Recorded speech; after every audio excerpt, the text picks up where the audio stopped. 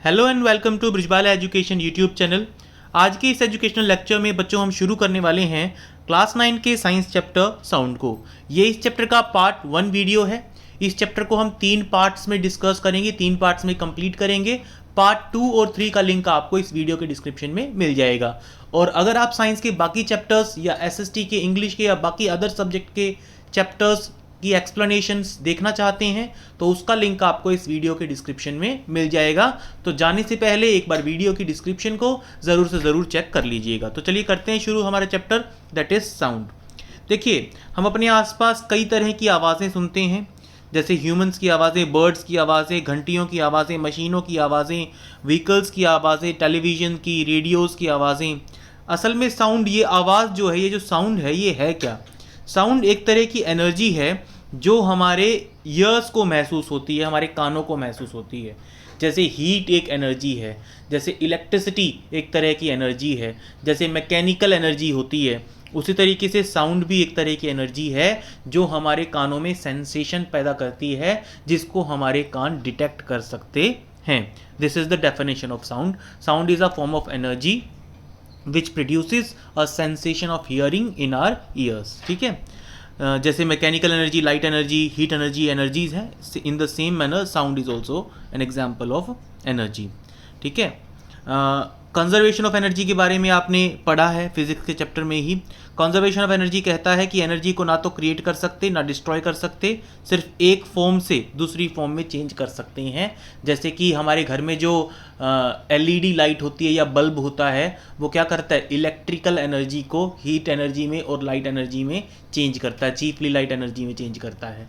ठीक है, आपके बाथरूम में जो गीज़र लगा हुआ है, इलेक्ट्रिकल गीज़र लगा हुआ है, वो क्या करता है? वो इलेक्ट्रिकल एनर्जी को हीट एनर्जी में कन्वर्ट करता है। तो एनर्जी को कन्वर्ट कर सकते हैं एक फॉर्म से दूसरी फॉर्म में, ना क्रिएट कर सकते ना डिस्ट्रॉय कर सकते। ठीक है, जब आप क्लैप करते हैं, अपनी मस्कुलर एनर्जी का यूज़ करके क्लैपिंग करते हैं, आप ताली बजाते हैं, तो साउंड, आपकी जो मस्कुलर एनर्जी है वो साउंड एनर्जी में चेंज हो जाती है। ठीक है, तो यहाँ पे भी एक एनर्जी कन्वर्जन हो रहा है। और आपको अपने आसपास के लोगों की आवाज़ इसलिए सुनाई देती है क्योंकि हमारे आसपास मीडियम मौजूद है, हवा मौजूद है। ठीक है, साउंड की ये भी एक स्पेशलिटी है कि साउंड को ट्रैवल करने के लिए, आवाज़ को ट्रैवल करने के लिए मीडियम की ज़रूरत होती है, चाहे वो मीडियम सॉलिड हो, चाहे वो लिक्विड हो, चाहे वो गैस हो। ठीक है, जैसे आप अपने दोस्तों की बातें सुन पाते हैं, टेलीविज़न की आवाज़ सुन पाते हैं, दिस इज़ बिकॉज क्योंकि हमारे बीच में हवा मौजूद है, उसके पार्टिकल्स, एयर के पार्टिकल्स साउंड की वेव को चलने में हेल्प करते हैं, साउंड को एक जगह से दूसरी जगह तक जाने में हेल्प करते हैं। अगर आप मून पे जाके, जहाँ पे एटमॉस्फेयर नहीं है, जहाँ पे एयर नहीं है, अगर वहाँ पे जाके आप अपने फ्रेंड को आवाज़ लगाओगे तो your friend will not be able to hear you, क्योंकि आप दोनों के बीच में कोई भी मीडियम नहीं है जिसमें से साउंड ट्रेवल कर पाए। आगे आता है production of sound, sound produce कैसे होती है। ठीक है, तो यहाँ पे इसने क्या किया है, एक ट्यूनिंग फोक का एग्जांपल, ये एक्टिविटी मैं आपको समझा दूंगा, थोड़ा शॉर्ट में करके समझा दूंगा ये दोनों एक्टिविटीज़, एक्टिविटी 12.1 और 12.2। सबसे पहली बात तो ट्यूनिंग फोक क्या होता है। इस तरह की शेप का एक इंस्ट्रूमेंट होता है, फिजिक्स लैब में आसानी से मिल जाता है, ये ज़्यादातर स्कूल्स में होता है। ये यहाँ पे दिखा रखा है, दिस इज़ अ ट्यूनिंग फोक। ठीक है, ट्यूनिंग फोक क्या होता है? जब इसकी इस साइड को या फिर इस साइड को किसी भी सरफेस से स्ट्राइक किया जाता है ना, जब, तो ये जो अजीब सी एक कैरेक्टरिस्टिक, काफ़ी पतली सी आवाज़ प्रोड्यूस करता है ये ट्यूनिंग फोक। और ये जो इसके दोनों आर्म्स होते हैं, अगर आप इस आर्म को स्ट्राइक करोगे तो ये वाली वाइब्रेट करने लग जाएगी। ठीक है, और अगर इस आर्म को स्ट्राइक करोगे तो ये वाइब्रेट करने लग जाएगी। ठीक है, दोनों को स्ट्राइक करोगे तो दोनों वाइब्रेट करने लग जाएंगी, दोनों भी वाइब्रेट कर जाती हैं। अगर वो ज़्यादा तेज़ से अपने आपस में टकरा जाती हैं तो एक के वाइब्रेट होने से दूसरी भी अपने आप वाइब्रेट हो सकती है।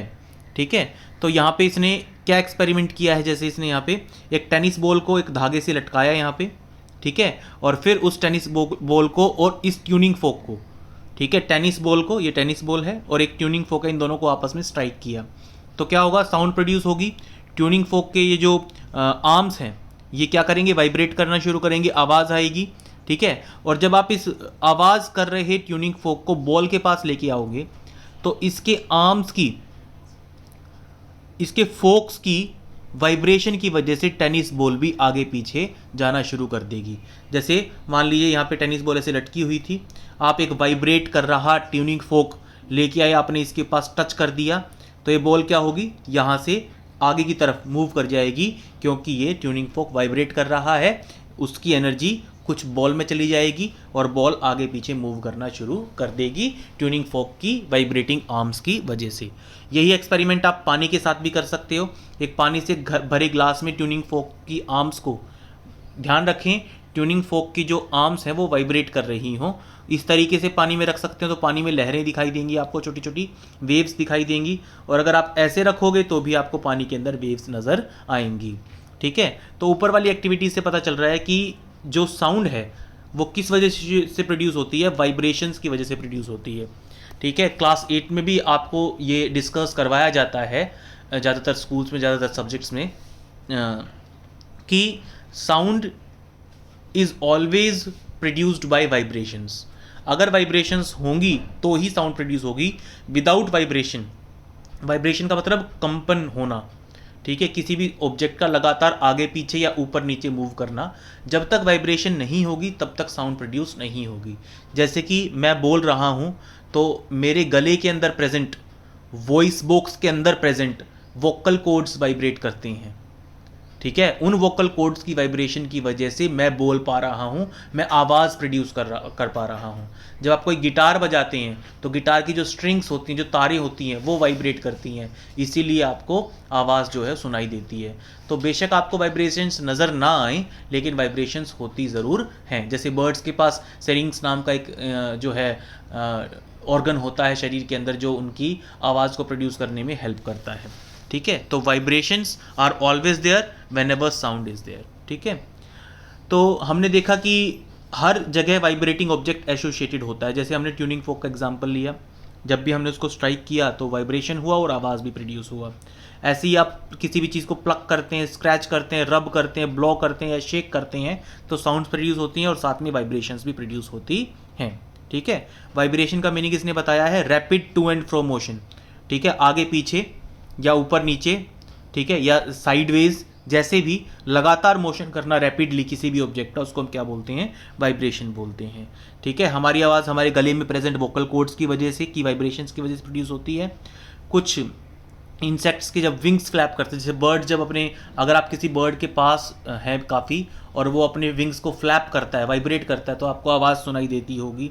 ठीक है, ऐसे ही रात को मधुमक्खियाँ या मच्छर जो भिन भिन करते हैं, जो आवाज़ करते हैं, वो उनके पंखों के रगड़ने की वजह से, वाइब्रेशंस की वजह से आती हैं। जब आप किसी स्ट्रेच्ड रबर बैंड को प्लग करते हैं, किसी रबर बैंड को आप जो है स्ट्रेच किए हुए किसी रबर बैंड को जब आप छोड़ते हैं पकड़ के, तो वो भी वाइब्रेट करता है, आपको वाइब्रेशन नज़र भी आती है और आपको आवाज़ भी सुनाई देती है। ठीक है, आगे इसने बताया प्रोपगेशन ऑफ साउंड के बारे में कि प्रोपगेशन ऑफ साउंड क्या होता है। साउंड के प्रोपगेशन का मतलब है साउंड ट्रेवल कैसे करती है, सॉलिड्स के थ्रू, लिक्विड्स के थ्रू या फिर गैसेस के थ्रू। जो मोस्ट कॉमन मीडियम है साउंड की प्रोपगेशन का, वो है हमारे आसपास मौजूद हवा। ये बात सबको पता है कि साउंड, अब तक आपको पता चल चुकी है कि साउंड जो है वो वाइब्रेटिंग ऑब्जेक्ट्स की वजह से प्रोड्यूस होती है। ठीक है, जो सब्सटेंस या जो मैटर साउंड को ट्रांसमिट करने में हेल्प करता है उसको बोलते हैं मीडियम। जैसे आप मेरी आवाज़ सुन पा रहे हैं, ठीक है, वो किस वजह से सुन पा रहे हैं, क्योंकि आपकी डिवाइस और आपके कानों के बीच में एयर मौजूद है। वो एयर जो है वो मीडियम का काम कर रही है, हवा मीडियम का काम कर रही है। मीडियम सॉलिड, लिक्विड या गैस कुछ भी हो सकता है। ठीक है, साउंड जो है वो उसी मीडियम की हेल्प से अपने सोर्स से, जहाँ से वो प्रोड्यूस हुई है वहाँ से लेके लिसनर तक, सुनने वाले तक जाती है। इसी चीज़ को प्रोपेगेशन कहा जाता है। जब भी कोई ऑब्जेक्ट वाइब्रेट करता है तो इसकी वजह से उस मीडियम के पार्टिकल्स वाइब्रेट करने लगते हैं जहाँ पे वो साउंड प्रोड्यूस हुई है। जैसे जब मैं बोल रहा हूँ तो मेरे वोकल कॉर्ड्स के वाइब्रेट होने की वजह से हवा जो है, एयर के जो पार्टिकल्स हैं वो वाइब्रेट करना शुरू कर देते हैं। ठीक है, ये जो पार्टिकल्स हैं ये ऑल द वे ट्रैवल नहीं करते सोर्स से लेके सुनने वाले तक, ऑल द वे ट्रैवल नहीं करते, बस एनर्जी को कैरी फॉरवर्ड किया जाता है। वो कैसे किया जाता है ये देखिए, इसने बताया है। जब मीडियम का एक पार्टिकल जो कांटेक्ट में है वाइब्रेटिंग ऑब्जेक्ट के साथ, वो वाइब्रेट करने लगता है तो वो अपने फोर्स को अपने से अगले वाले, अपने से एडजेसेंट पार्टिकल तक ट्रांसफर करता है। इससे वो जो नेक्स्ट पार्टिकल था वो वाइब्रेट करने लगता है। अब ये जो प्रोसेस है ये आगे आगे चलता रहता है। मैं एक बार आपको अच्छे से समझाता हूँ ये प्रोसेस किस तरीके से होता है, ठीक है। फॉर एग्जाम्पल ये वाइब्रेशन कर रहा है ट्यूनिंग फोक हमारा, ये इसकी आर्म है, ये वाइब्रेट करते हुए एक बार तो यहाँ आती है, सपोज कीजिए यहाँ पे आती है ये, ठीक है। तो जहाँ पे जो हवा है, इस एरिया में जो हवा है यहाँ पे, ठीक है, यहाँ पे जो हवा है ये क्या करेगा, यहाँ के पार्टिकल्स को क्या करेगा, वाइब्रेट करना शुरू कर देगा। जब ये ट्यूनिंग फोक की आर्म, ये वाली जो आर्म है ट्यूनिंग फोक की, ये वाली जो आर्म है ट्यूनिंग फोक की, जब ये वाइब्रेट करेगी आगे और पीछे जाएगी तो ये क्या करेगी, यहाँ के जो पार्टिकल्स है सराउंडिंग के, इनके अंदर भी क्या प्रोड्यूस कर देगी, वाइब्रेशन प्रोड्यूस कर देगी। अब मान लीजिए ये पहला पार्टिकल था, सपोज ये ट्यूनिंग फोक की आर्म है, ये फर्स्ट पार्टिकल था मान लीजिए यहाँ पे, ये पार्टिकल वाइब्रेट हुआ, ऐसे ऐसे वाइब्रेट करना शुरू किया इस पार्टिकल ने, ठीक है। तो ये पार्टिकल अगले से टकराएगा, ये मान लीजिए इसका अगला पार्टिकल, मैंने एक डॉट लगाया, छोटा सा डॉट स्क्रीन के ऊपर, ठीक है, आपको नज़र आ रहा होगा, ठीक है। तो पहला पार्टिकल दूसरे को के ऊपर फोर्स एक्सर्ट करेगा, दूसरा वाला वाइब्रेट करने लग जाएगा, दूसरा तीसरे के ऊपर अपनी एनर्जी ट्रांसफर करेगा, उसके साथ भिड़ जाएगा, उसके साथ टकरा जाएगा, जिससे तीसरा पार्टिकल वाइब्रेट करने लग जाएगा, तीसरा चौथे के साथ टकराएगा, चौथे को पार्टिकल को वाइब्रेट करने लग जाएगा। तो मीनवाइल जो मान लीजिए पहला पार्टिकल दूसरे से टकराया तो दूसरा तो हो गया, आ गया वाइब्रेशन में, पहला क्या हो गया, रुक गया। जब दूसरा तीसरे से टकराया तो उसने अपनी एनर्जी तीसरे में ट्रांसफर कर दी, तीसरा पार्टिकल वाइब्रेट करने लग जाएगा, दूसरे की वाइब्रेशन थोड़ी देर तक तो चलेगी, उसके बाद क्या हो जाएगी, बंद हो जाएगी अपने आप। तो इस तरीके से जो पार्टिकल्स हैं वो अपनी जगह पे ही रहते हैं, सिर्फ जो एनर्जी है वो कैरी फॉरवर्ड होती है, ठीक है। This is how propagation of sound takes place in any medium. Solids के अंदर भी पार्टिकल्स होते हैं, वाइब्रेट करते हैं, लिक्विड्स के अंदर भी और एयर के अंदर भी इसी प्रोसेस के ज़रिए जो है साउंड जो है वो सोर्स से प्रोड्यूस करने वाले ऑब्जेक्ट से लेके लिसनर तक, सुनने वाले तक जाती है। जो डिस्टरबेंस है, जो एनर्जी है, जो वेव है, वो कैरी फॉरवर्ड होती है, एक्चुअल मूवमेंट ऑफ पार्टिकल्स नहीं होता है।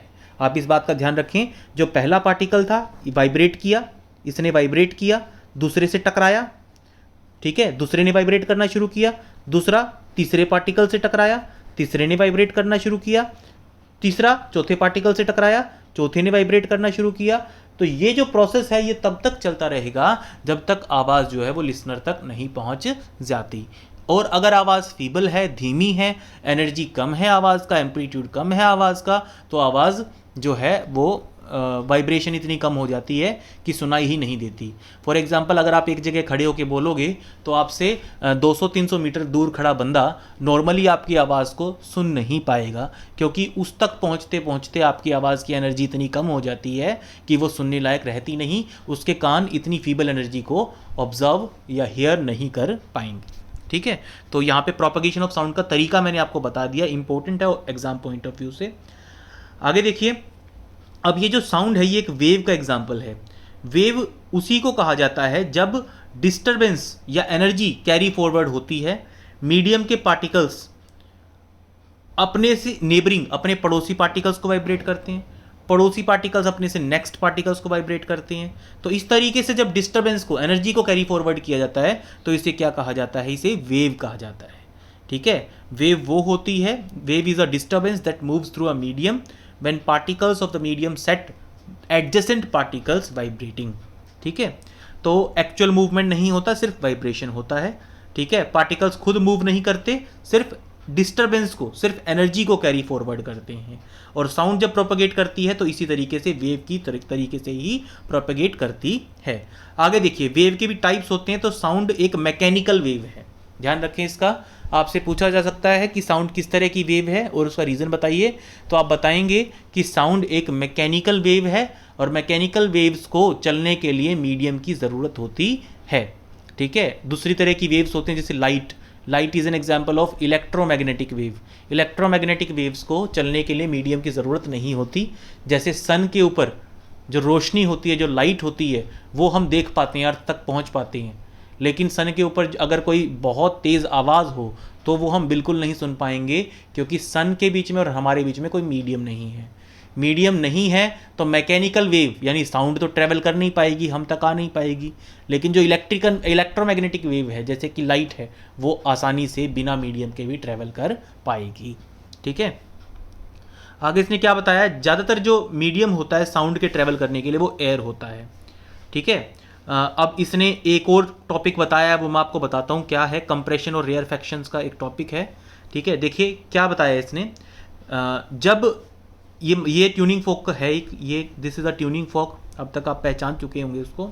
मान लीजिए ये इसकी वाइब्रेटिंग आर्म है, ये वाली आर्म इसकी और ये वाली आर्म दोनों वाइब्रेट कर रही हैं।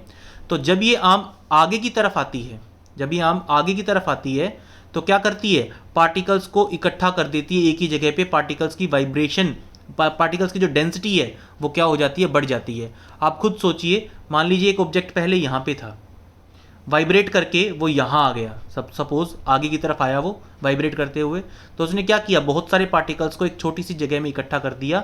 तो यहाँ पे डेंसिटी बढ़ जाएगी, पार्टिकल्स एक दूसरे के नज़दीक आ जाएंगे और इस एरिया को हम क्या कहेंगे, कंप्रेशन। ठीक है, this area of high density where particles are very close to each other is called compression. और जब ये आर्म जो है, जब ये जो वाइब्रेटिंग आर्म है, जब ये पीछे जाएगी, ठीक है, एक बार पहले ये आगे आई थी, अब ये पीछे जाएगी, तो ये पार्टिकल्स को दूर दूर कर देगी और इस एरिया को क्या कहेंगे हम, रेयरफैक्शन। ठीक है, तो कंप्रेशन और रेयरफैक्शन, एक कंप्रेशन, पहले compression, rarefaction, compression, rarefaction, compression, rarefaction, इस तरीके से अल्टरनेटिव कंप्रेशन और रेयरफैक्शंस बनाते हुए हाई डेंसिटी वाले और लो डेंसिटी वाले जो है पोर्शंस क्रिएट करते हुए ही साउंड जो है वो आगे बढ़ती है। ठीक है, जब वाइब्रेटिंग ऑब्जेक्ट आगे की तरफ आता है, ठीक है, तो कंप्रेशन बनता है। जब वाइब्रेटिंग ऑब्जेक्ट पीछे की तरफ जाता है तो रेयरफैक्शन बनता है। ठीक है, आगे देखिए, आगे इसने क्या बताया है, यही चीज़ बताई है इसने। जब कोई वाइब्रेटिंग ऑब्जेक्ट आगे की तरफ मूव करता है तो ये एयर को कंप्रेस कर देता है, एयर को जो है वो दबाव डालता है एयर के ऊपर, जिससे एक हाई प्रेशर एरिया बनता है और इस हाई प्रेशर रीजन को क्या कहा जाता है, कंप्रेशन कहा जाता है। ये कंप्रेशन जो है वो वाइब्रेटिंग ऑब्जेक्ट से आगे मूव करती है। जैसे कि शुरू में ये कंप्रेशन की कहाँ थी, यहाँ पे थी, पार्टिकल्स वाइब्रेट करते करते आगे ट्रांसफर करते रहेंगे, थोड़ी देर में ये वाइब्रेशन यहाँ आ जाएगी, थोड़ी देर में ये वाइब्रेशन कंप्रेशन यहाँ पे आ जाएगी, थोड़ी देर बाद ये कंप्रेशन यहाँ पे आ जाएगी। जिस तरीके से कंप्रेशन मूव करती है ठीक उसी तरीके से रेयरफैक्शन भी मूव करेगी। शुरू में ये रेयरफैक्शन यहाँ पे थी, उसके बाद ये यहाँ शिफ्ट हो जाएगी फर्स्ट रेयरफैक्शन, फिर यहाँ शिफ्ट हो जाएगी। तो इस तरीके से कंप्रेशन और रेयरफैक्शन भी वाइब्रेटिंग ऑब्जेक्ट से दूर दूर दूर दूर मूव करते हैं। जब वाइब्रेटिंग ऑब्जेक्ट बैकवर्ड्स मूव करता है तो लो प्रेशर रीजन क्रिएट होता है जिसको रेयरफैक्शन कहा जाता है। जब ऑब्जेक्ट आगे पीछे लगातार रैपिडली वाइब्रेशन करते हुए मूव करता है तो कंप्रेशन एंड रेयरफैक्शंस की एक सीरीज बनती है। ठीक है, यही सीरीज कंप्रेशंस एंड रेयरफैक्शंस की यही सीरीज जो है साउंड की प्रोपगेशन में हेल्प करती है। तो जो हाई प्रेशर रीजन है उसको कहा जाता है कंप्रेशन और जो लो प्रेशर एरिया है उसको कहा जाता है रेयरफैक्शन। ठीक है, यहाँ पे प्रेशर का मतलब है पार्टिकल्स कितने पास पास हैं एक दूसरे के। ठीक है, एक बात का और ध्यान रखिएगा, जो साउंड की स्पीड होती है बच्चों, वो उस मीडियम की डेंसिटी के ऊपर डिपेंड करती है जिसके अंदर साउंड ट्रैवल कर रही है। जैसे हम सबको पता है कि सॉलिड के पार्टिकल्स काफ़ी क्लोज होते हैं, छोटे से एरिया में बहुत सारे पार्टिकल्स होते हैं सॉलिड्स में। ठीक है, तो पार्टिकल्स की डेंसिटी ज़्यादा होती है, तो जो साउंड की स्पीड होती है वो सॉलिड्स में बहुत ज़्यादा होती है। लिक्विड्स में पार्टिकल्स कम होते हैं, डेंसिटी कम होती है पार्टिकल्स की लिक्विड्स में सॉलिड्स के मुकाबले, इसीलिए लिक्विड्स में जो साउंड की स्पीड है वो सॉलिड्स से कम होती है।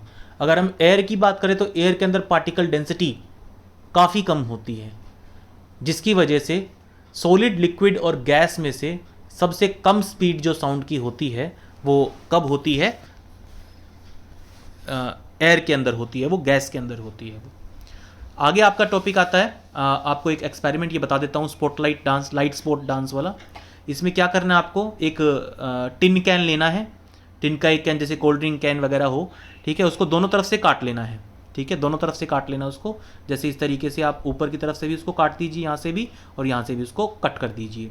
अब उसको एक तरफ से यहाँ पे, मान लीजिए ये टिन कैन है, यहाँ पे उसके बलून जो है वो रबर बैंड के साथ बांध दीजिए। जैसे यहाँ पे इसने कर रखा है, देखिए रबर बैंड के साथ बलून को बांध दिया इसने। यहाँ पे ये बलून है, ये स्ट्रेच्ड बलून है और रबर बैंड के साथ इसने इसको बांध दिया है।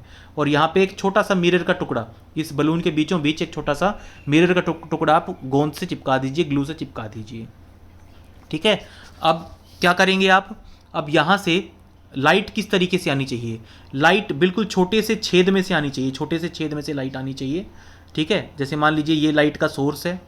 ठीक है, तो लाइट इस तरीके से आप रुकावट पैदा कीजिए लाइट में कि बहुत छोटे से स्लिट में से, बहुत छोटे से छेद में से लाइट इस मिरर के ऊपर गिरे। ठीक है, इस मिरर के ऊपर लाइट गिरेगी, जो ये मिरर लगा हुआ है यहाँ पे। ठीक है, और ये लाइट जो है सामने वाली दीवार पे। ठीक है, इस तरीके से अपने एक्सपेरिमेंट को देखिएगा कि दीवार की तरफ आपका मुंह हो, दीवार की तरफ आपकी आंखें हों। तो यहाँ पे आपको लाइट का एक स्पॉट नज़र आएगा।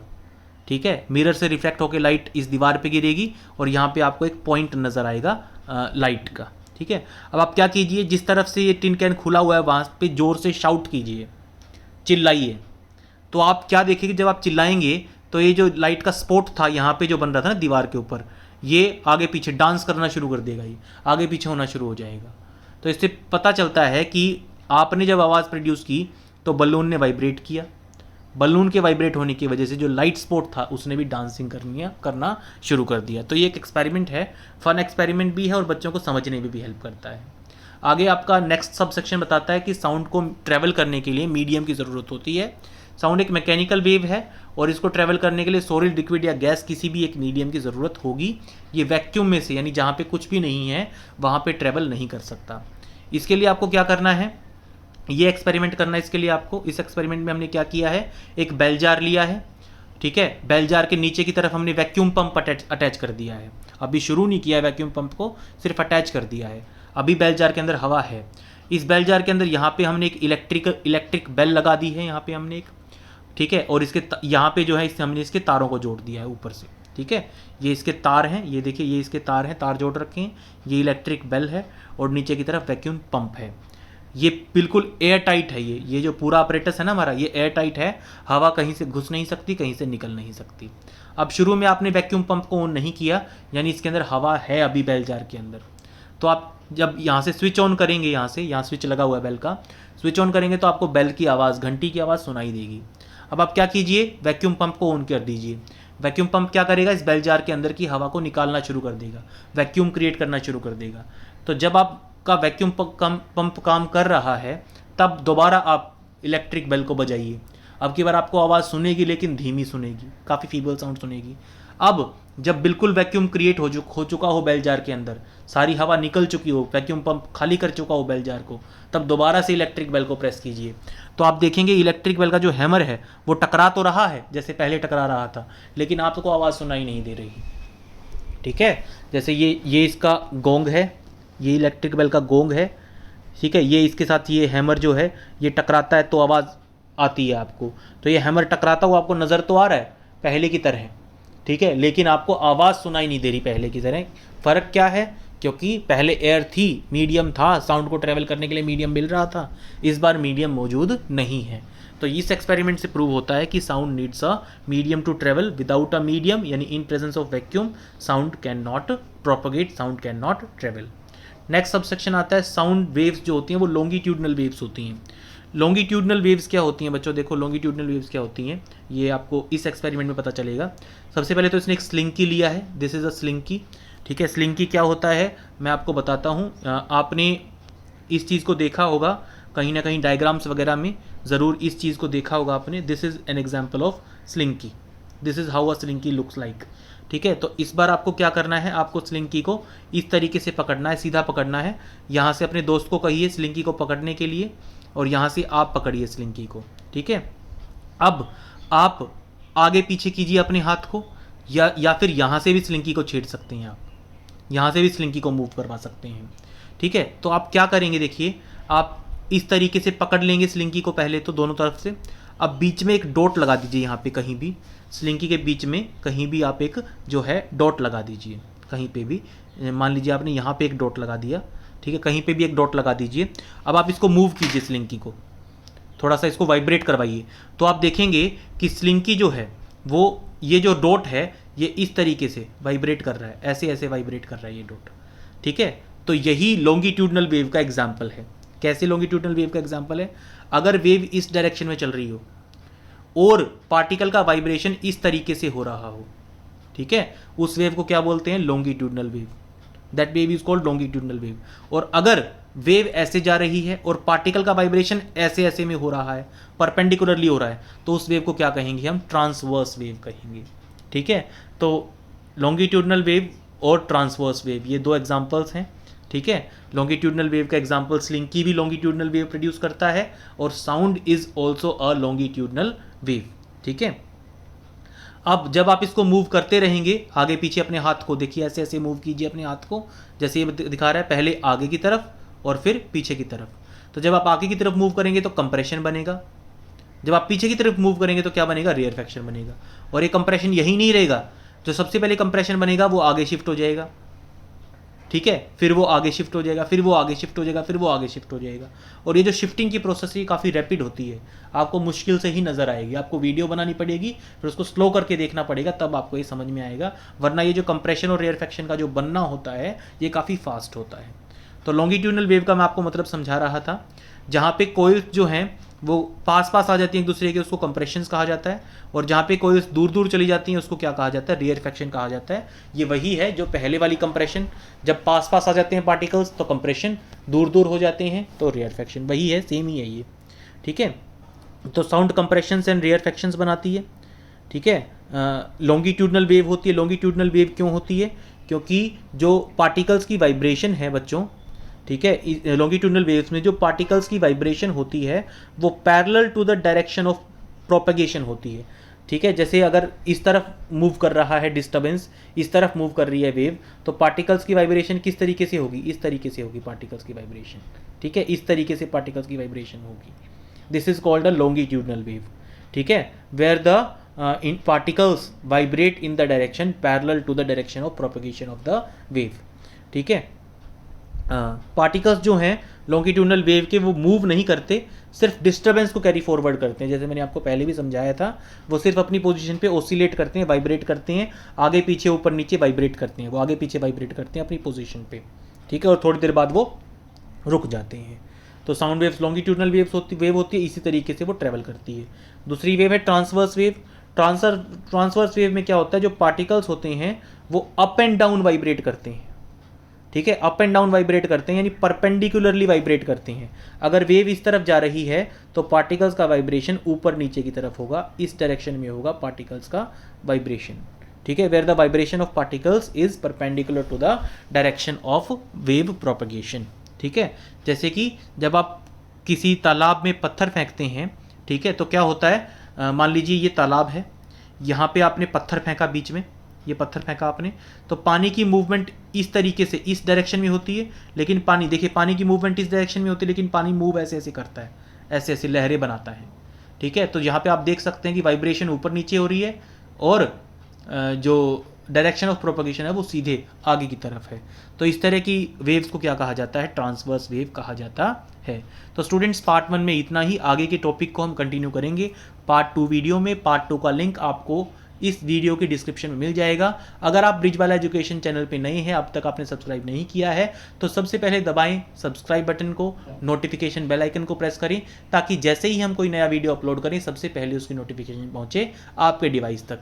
अगर आपको वीडियो पसंद आए तो प्लीज़ लाइक ज़रूर कीजिएगा। आपके लाइक्स हमारा काफ़ी हौसला बढ़ाते हैं, नई वीडियोज़ बनाने के लिए, आपकी हेल्प करने के लिए हमें मोटिवेट करते हैं। कमेंट सेक्शन में अपनी राय देना मत भूलिएगा। अपने फ्रेंड्स के साथ इस वीडियो को ज़रूर से ज़रूर शेयर कीजिएगा। Thank you for being with us. Thank you for supporting us.